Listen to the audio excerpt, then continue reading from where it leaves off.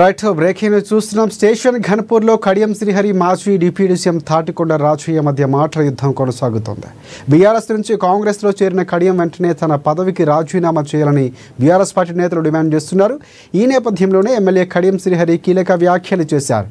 తన స్వార్థం కోసం పార్టీలు మారలేదని, కేవలం నియోజకవర్గం అభివృద్ధి కోసమే కాంగ్రెస్లో కలిపి నడుస్తున్నానని చెప్పారు. కొంతమంది సభ్యత సంస్కారం లేకుండా మాట్లాడుతున్నారని కూడా కడియం మండిపడ్డారు. వ్యక్తిగత దూషణలు రాజకీయాల్లో పనికిరావని, ఢిల్లీ వెళ్లి కాలు మొక్కిన రాజయ్యను పార్టీలో చేర్చుకోలేదని కూడా కడియం శ్రీహరి స్పష్టం చేశారు.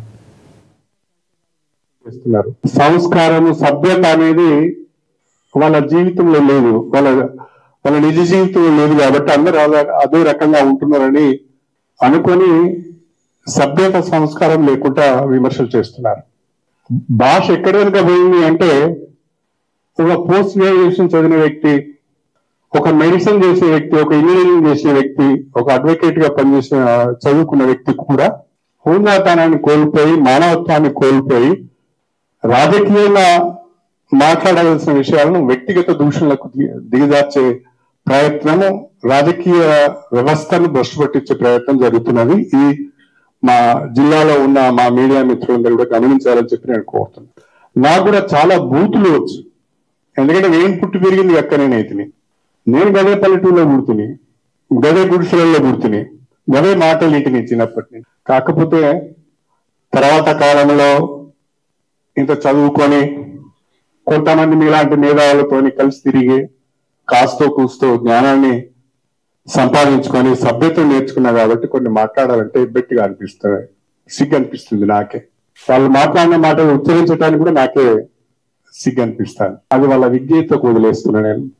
బాధ ఎక్కడైతుంది అంటే, 15 సంవత్సరాలు ప్రజలు అవకాశం ఇస్తే, ఎమ్మెల్యేగా గెలిపిస్తే 15 సంవత్సరాలు నియోజకవర్గాన్ని పట్టించుకోకుండా, అభివృద్ధి పైన ఒక ప్రణాళిక లేకుండా, సంక్షేమం గురించి ఆలోచన చేయకుండా, రాజకీయం అంటే అవినీతి అక్రమాలనే విధంగా నిర్వచనం చెప్పి, బీఫామ్లు అమ్ముకొని, దళిత బంధు అమ్ముకొని, తన చిల్లర చేసిన ద్వారా, చిలిపి చేసిన ద్వారా నియోజకవర్గానికి చెడ్డ పేరు తెచ్చిన వ్యక్తి కుసంస్కారి లెక్క మాట్లాడుతూ ఉంటే సమాధానం చెప్పాలంటే కూడా బాధ అనిపిస్తుంది.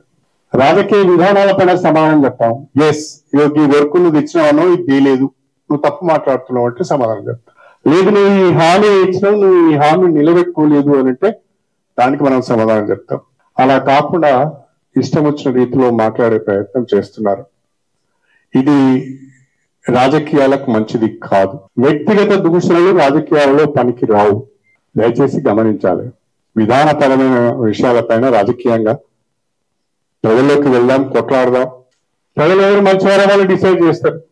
ఆల్రెడీ డిసైడ్ చేసిన వాళ్ళు, కానీ వీళ్ళకి అర్థమైతలేదు. అటు ప్రజల చేత తిరస్కరించబడి, ఇటు పార్టీల చేత తిరస్కరించబడి, ఢిల్లీ వెనుక పోయి అందరి ఇళ్ల చుట్టూ దొరికి వాళ్ళ కాళ్ళు మొక్కినా వాళ్ళు చేసుకోవడానికి ఇష్టపడిన నాయకత్వం నీది. అది మర్చిపోయి సిగ్గు లేకుండా నువ్వు మాట్లాడుతూ వేరే వాడికి సిగ్గు లేదు అన్నట్టుగా ఇంకేదో భాష మాట్లాడితే ప్రజలు ఇవన్నీ అర్థం చేసుకోగలుగుతారు. ఎందుకంటే నాకు తెలిసి ఎవరైనా